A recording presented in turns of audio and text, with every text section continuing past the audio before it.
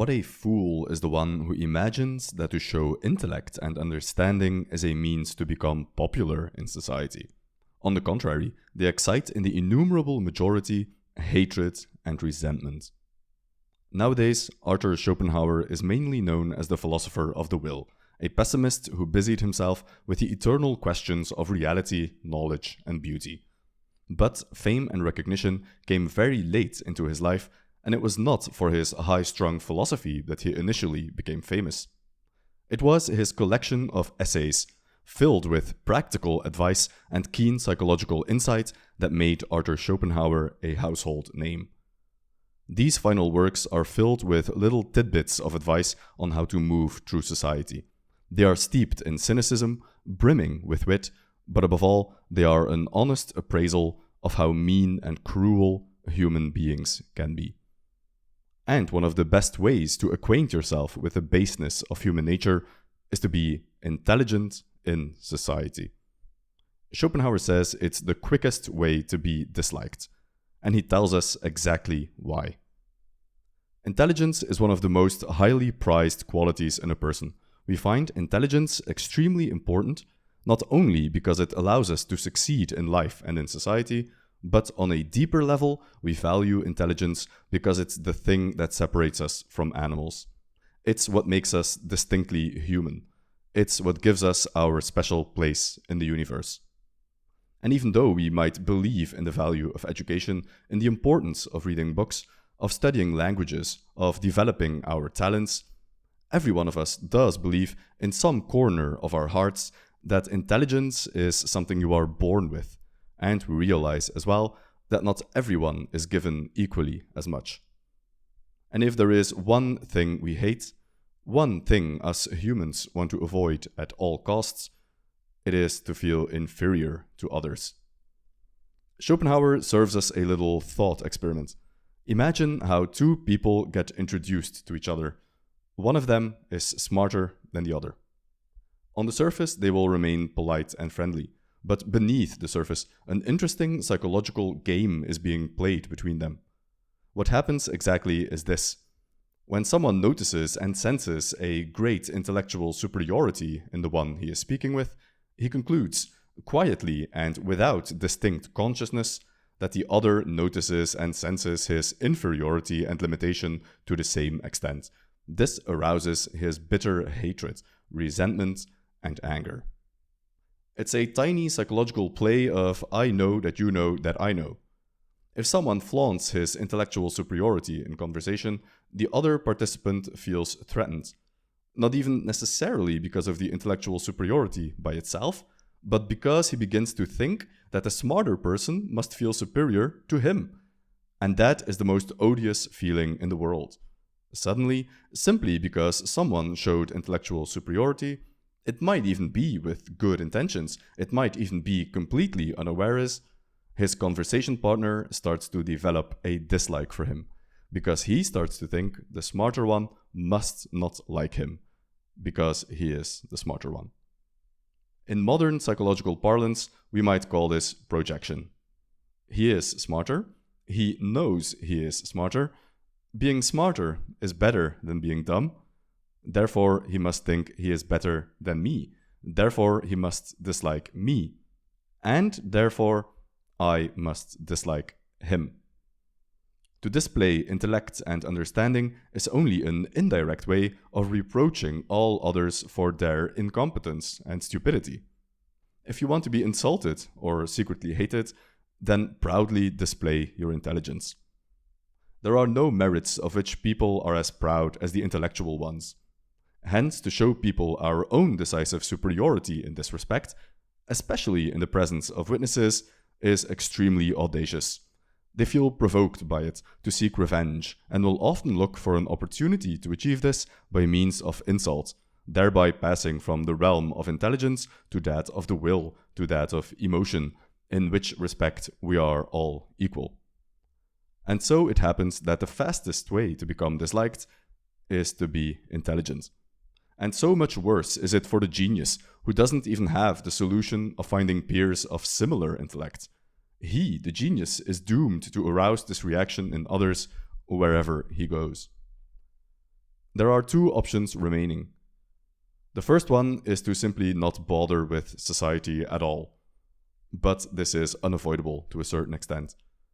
Still, Schopenhauer is a well-known proponent of solitude and will do a video in the future on why exactly that is. Subscribe if you don't want to miss it, and while you're here, leave a comment and like on the video.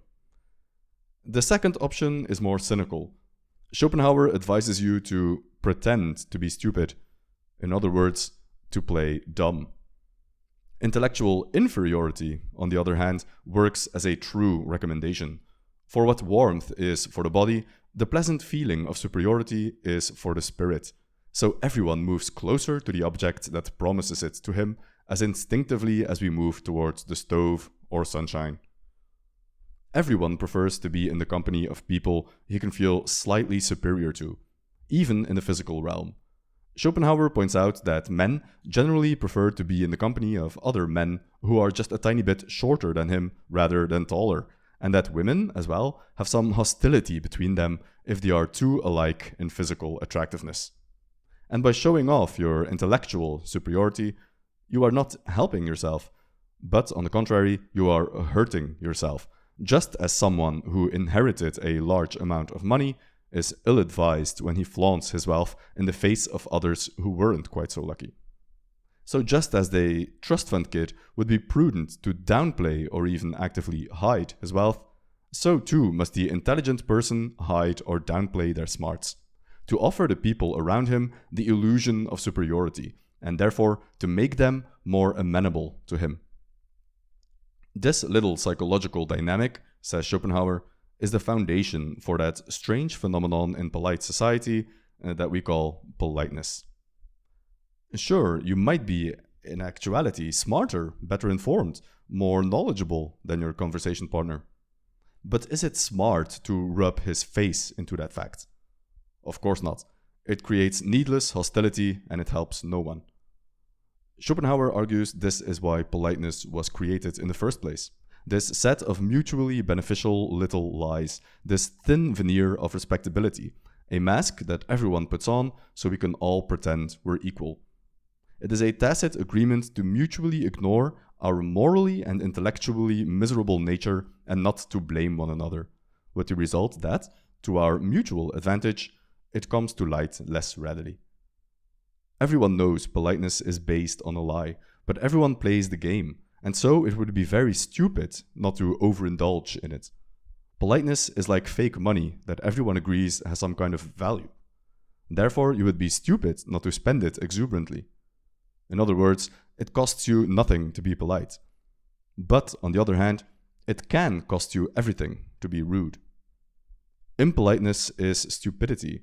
To make enemies by being unnecessarily and intentionally rude is mad, as if we set our house on fire. In fact, being polite is one of the best ways to play dumb, because it's so socially accepted. Don't correct people. Resist the urge to one-up someone's story.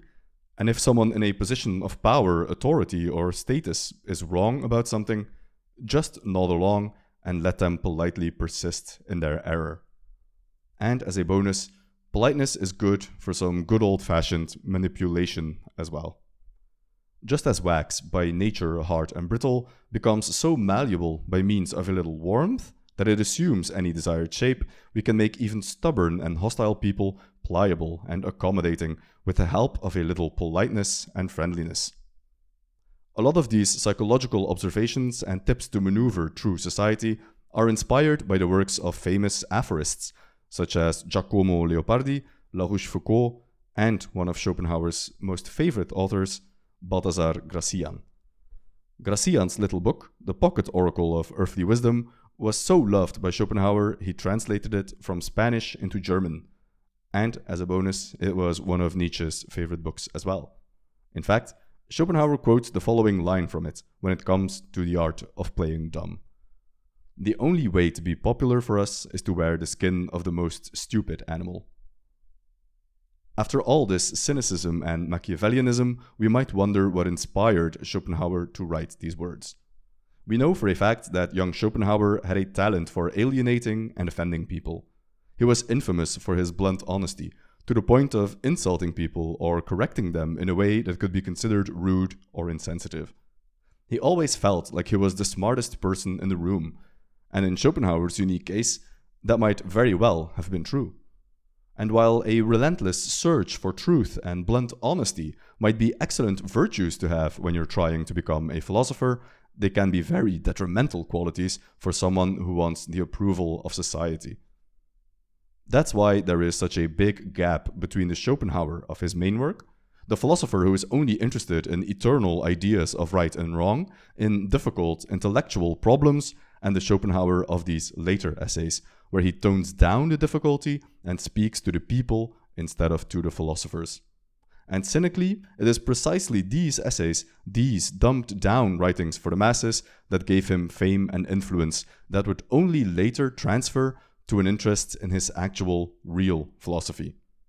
The success of these essays, in this way, are their own vindication. He was his own intelligent self in his big book of philosophy, and he was ignored. He played a dumber version of himself in these essays, and he won fame and influence. So for all the cynicism, arrogance, and pessimism, he was completely right. And he wouldn't have had it any other way. Thank you for watching. If you like the work we do here and want to support the channel, consider joining us on Patreon, where we release exclusive content. And of course, a special thank you goes out to our existing patrons who keep the channel alive. For more of Schopenhauer's life advice, we have a 2-hour-long supercut where we go through Schopenhauer's essays on the good life in great detail, and we also have a dedicated video on his book on how to be happy. Check those out if you're interested, and if you want more content, of course, don't forget to like the video, comment, and subscribe. And follow us on Twitter for daily quotes, insights, and sneak peeks in upcoming videos. With that said, thanks again for watching, and we'll see you in the next one.